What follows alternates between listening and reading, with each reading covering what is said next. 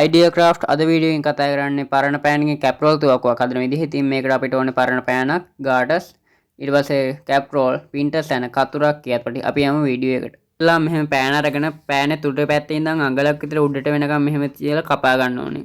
මතක තියාගන්න කපා ගන්නකොට හොඳටම කපා ගන්න. පෑනෙන් භාගයක් වගේ වෙනකම් තමයි කපා ගන්න අපි.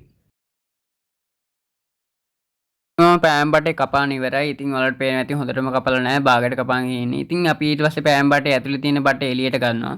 ඉතින් අරගේ කපාගත්ත උල්සටම මේ පෑන් බටෙත් අපි මෙහෙම කපා ගන්න ඕනේ.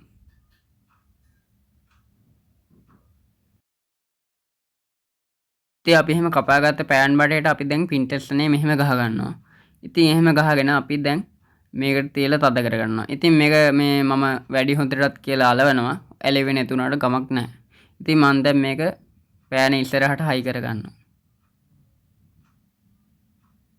ඉතින් මෙහෙම පස්සා ක්ලිප් එකක් ගලවගෙන ඉතින් පෑනේ ඉතුරු බටේට අපි අනිත් පින්ටර් සැඩෙත් මේ විදිහට ගහ ගන්නවා. ගොඩක් අය පොඩි කාලේ හදලා ඇති. ඉතින් කමක් නැහැ. ඔයාලගේ මතකේ අලුත් කරන්න තමයි මම මේ වීඩියෝ එක කරන්නේ. ඉතින් මෙතන පස්සා චුට්ටක් අපි තලා ගන්න ඕනේ. තලා ගන්න කියන්නේ රබර් බෑන්ඩ් එකකට සෙට් වෙන්න වගේ. ඉතින් මේ චුට්ටක් මේ විදිහට කපා ගන්නවා. ඉතින් මේ විදිහට කපා ගත්ත පස්සේ අපි රබර් බෑන්ඩ් එකෙන් අර විදින්න ඕන විදිහට හදාගෙන පස්සා මේ වගේ තියලා garters වලින් දා ගන්න ඕනේ.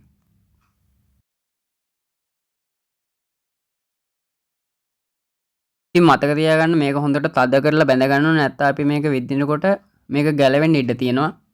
ඉතින් හොඳට බැඳ ගන්න. ඉතින් අපි දැන් විදලා බලමු. විදින්න කලින් caprol ටික අපි දාලා බලමු. ඉතින් අපි පෑන් බටේ කපපු සිදුරේ ගානට මේක එක caprol එකක් වෙන් කරගෙන කපාගෙන පෑන් බටේට දාලා අපි තියලා බලමු එහෙනම්.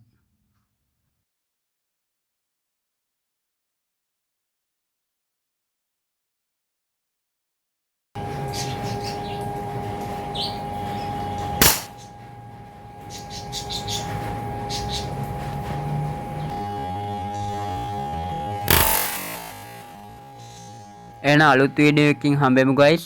channel එක subscribe කරලා තියාගන්න.